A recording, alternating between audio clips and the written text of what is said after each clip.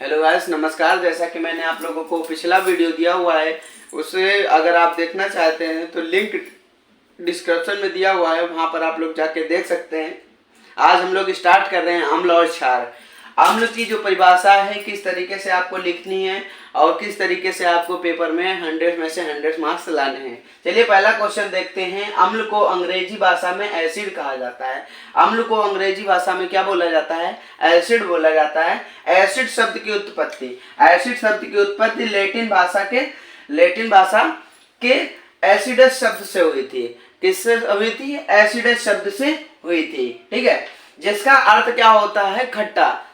इससे परिभाषा हम लोगों की क्या निकल के आती है? अम्ल वे पदार्थ होते हैं जो स्वाद में खट्टे होते हैं। मतलब जब हम अम्ल को चखेंगे, स्वाद में हमको खट्टेपन का एहसास होगा, वो क्या हो जाता है? अम्ल हो जाता है। ठीक है, कुछ वैज्ञानिकों ने इस परिभाषा को महत्व नहीं दिया, तो उन लोगों ने नई परिभाषा बनाई।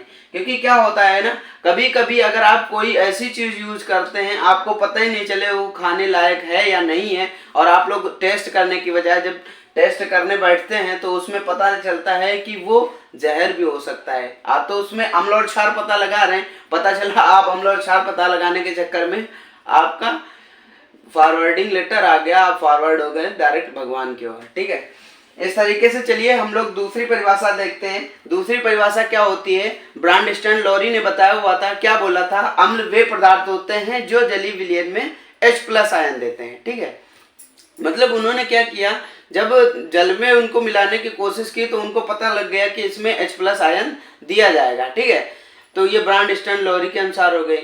और स्वांटे आर्रेनियस ने क्या परिभाषा दी थी? स्वांटे आर्रेनियस ने परिभाषा दी थी अम्ल वे पदार्थ होते हैं जो प्रोटॉन देते हैं। ठीक है, वो परिभाषाएं केवल फॉर्मली अगर याद रहती हैं तो ठीक है, नहीं तो आपको ये परिभाषा लिखनी है और आपको अच्छे से मार्क्स लाने हैं। चलिए नेक्स्ट देखते हैं। नेक्स्ट आपके सामने ये अम्ल के गुण। अम्ल के जो गुण होते हैं वो दो प्रकार के होते हैं, एक भौतिक होता है, दूसरा रासायनिक होता है। अम्ल के भौतिक गुण के बारे में बात कर लेते हैं। ठीक है, अम्ल का भौतिक गुण पहला क्या होता है? अम्ल वे पदार्थ होते हैं जो स्वाद में खट्टे होते हैं। ये तो परिभाषा ही उठ के आ गई एक भौतिक गुण में। अम्ल जो स्वाद में खट्टे होते हैं उन्हें अम्ल कहते हैं। ये परिभाषा भी है और भौतिक गुण भी है। अम्ल का एक और काम क्या होता है? नीले लिटमस पेपर को लाल कर देता है। अम्ल नीले लिटमस पेपर को लाल कर देता है। इसके बहुविकल्पी क्वेश्चन भी हम करवाएंगे, लेकिन क्वेश्चन में आप लोगों को सामने आ जाता है नीले लिटमस पेपर को अम्ल कैसा कर देता है। आपके सामने 4 ऑप्शन दिए होते हैं। अब जब 4 ऑप्शन आपके सामने दिए होंगे तो उसमें से हम लोगों को लाल वाला चूज करना होता है। ठीक है, और मैंने ये भी बताया है अम्ल जलीय विलयन में H+ आयन देते हैं। अभी परिभाषा के माध्यम में मैंने बताया, ये भौतिक गुण में मैंने इसलिए लिख दिया ताकि आप लोगों को याद हो जाए। ठीक है, अम्ल जलीय विलयन में जो H+ आयन देते हैं। ठीक है, भौतिक गुण, चौथा भौतिक गुण हम लोग देखते हैं।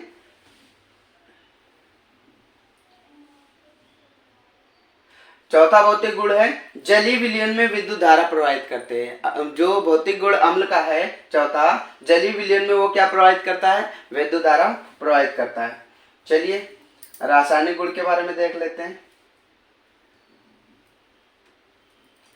रासायनिक गुण आपके सामने इस प्रकार से है।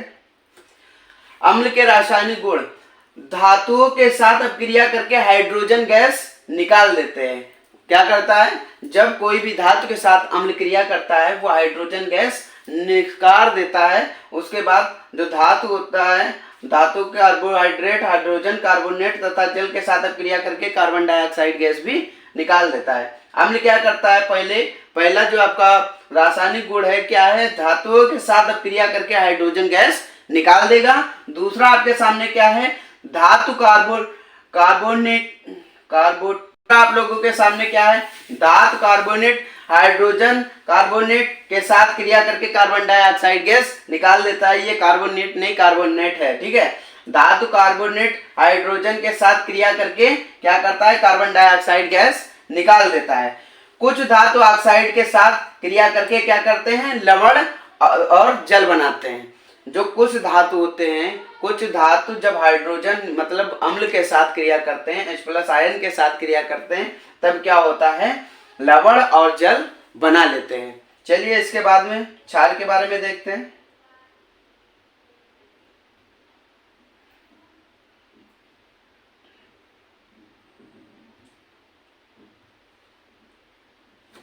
क्षार। क्षार के बारे में आप लोग देखते हैं। क्षार क्या होता है? ऐसे पदार्थ जो स्वाद में कड़वा होता है, जो स्पर्श करने पर साबुन जैसा लगता है, उसे क्या कहलाते हैं? क्षार कहलाते हैं। ठीक है। क्या होता है, कभी कभी आप लोगों ने देखा होगा, जब आप लोग नहा रहे होते हैं तब आप लोगों के मुंह में साबुन चला जाता है, उसका स्वाद कैसा होता है? कड़वा होता है। ठीक है। और आप लोग क्षारक में क्या लिखेंगे परिभाषा? क्षारक ऐसे पदार्थ जिनका स्वाद कड़वा होता है, ऐसे पदार्थ जिनका स्वाद कड़वा होता है, जो स्पर्श करने पर साबुन जैसे लगते हैं, उन्हें क्या कहलाते हैं? क्षारक कहलाते हैं।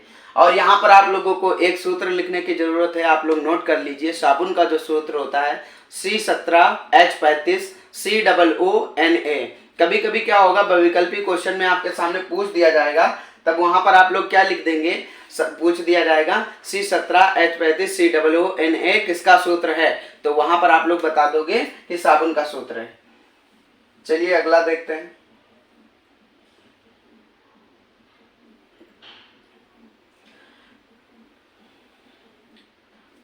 अगली परिभाषा क्या है? क्षारक के गुण। क्षारक के गुण, जैसे अभी हम लोगों ने अम्ल के भौतिक गुण और रासायनिक गुण पढ़े, उसी तरीके से क्षारक के भौतिक गुण और रासायनिक गुण पढ़ेंगे। क्षारक के भौतिक गुण क्या है? स्वाद में कड़वा होता है। अम्ल क्या था? स्वाद में खट्टा था। अगर आप लोगों के सामने अम्ल और क्षार में अंतर पूछने को बता दिया जाए, तो आप लोग जो भौतिक गुण हैं, ठीक है, अम्ल के और क्षार के, दोनों आप लोग आमने सामने लिख देना। मतलब अम्ल का और क्षारक का या क्षार का भौतिक गुण, तो उसमें लिख दोगे अंतर में। ठीक है। क्या होता है? क्षार का पहला भौतिक गुण क्या है? स्वाद में कड़वा होता है। और अम्ल में हम लोगों ने क्या पढ़ा था? अम्ल स्वाद में खट्टा होता है। जो अम्ल हम लोगों ने पढ़ा था वो नीले लिटमस पेपर को लाल कर देता था, और क्षारक का क्या काम होता है? लाल लिटमस पेपर को नीला कर देता है। ये दो क्वेश्चन आपको कंफ्यूज बहुत ज्यादा करेंगे जब पेपर में बहुविकल्पी में आएगा। ठीक है। इसको अच्छे से याद रखना है। जो क्षारक है लाल लिटमस पेपर को नीला कर देता है। अम्ल वहां पर क्या कर रहा था? H+ आयन दे रहा था, और क्षार यहां पर क्या कर रहा है? जलीय विलयन में OH- आयन दे रहा है। ठीक है। और चौथा हम लोगों का भौतिक गुण क्या है? जलीय विलयन में विद्युत धारा प्रवाहित न करना। जो क्षारक का काम क्या होता है? क्षारक क्या करता है? जलीय विलयन में विद्युत धारा प्रवाहित नहीं कर सकता। चलिए आगे देखते हैं क्षारक के रासायनिक गुण। क्षारक के रासायनिक गुण, पहला रासायनिक गुण क्या है? क्षार धातु के साथ अभिक्रिया करके हाइड्रोजन गैस मुक्त करता है। क्षार जो है धातुओं के साथ अभिक्रिया करके क्या करता है? हाइड्रोजन गैस निकाल देता है। जब आप लोग रिएक्शन करेंगे ना, यही बातें आप लोगों को याद रखनी है, बाकी तो आपके सामने सारा हो ही जाएगा। क्योंकि जब आप अभिक्रिया करा रहे होंगे किसी भी क्षार के साथ, तो वो क्या करेगा? क्षार धातु के साथ जब क्रिया कर रहा होगा तो हाइड्रोजन गैस क्या कर देगा? मुक्त कर देगा। क्षार जब धातुओं के साथ अब क्रिया करा रहा होगा तो हाइड्रोजन गैस मुक्त कर देगा। दूसरा हमारे लिए क्या है भौतिक गुण? दूसरा हमारे लिए रासायनिक गुण क्या है? क्षार अम्लीय ऑक्साइड के साथ अब क्रिया करके लवण बनाता है। क्षार अम्लीय ऑक्साइड के साथ, क्षार जब अम्ल का जो ऑक्साइड होगा उसके साथ क्रिया करके क्या बना लेगा? लवण बना लेगा।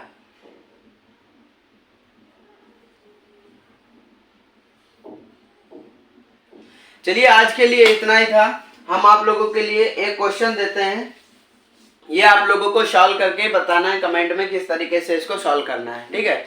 पीएच मान के ऊपर क्वेश्चन है, मैंने बताया हुआ था किस तरीके से आप लोगों को करने हैं और किस तरीके से आप लोगों को याद रखना है। मैंने फार्मूला बताया हुआ था, पीएच बराबर क्या होता है? पीएच बराबर -log H+ मोल प्रति लीटर। ठीक है, इस तरीके से होता था। तो हम लोगों को क्या करना है? पीएच बराबर -log H+ मोल प्रति लीटर। अगर हमको हाइड्रोजन आयन पेपर में पूछ दिया जाए, हाइड्रोजन आयन का सांद्रण कितना है? 10⁻⁹ है। हाइड्रोजन आयन का सांद्रण 10⁻⁹ है। तो हम लोग इसको किस तरीके से सॉल्व करेंगे? आप इसको पूरा सॉल्व करके बताइए, वरना नेक्स्ट वीडियो आप लोगों के लिए इसी पर आने वाला है, किस तरीके से हम लोग पीएच मान के क्वेश्चन सॉल्व करते हैं। आज के लिए इतना ही रखते हैं, मिलते हैं नेक्स्ट वीडियो में जल्द ही। Bye bye. बंद कर। चालू हो रहा है।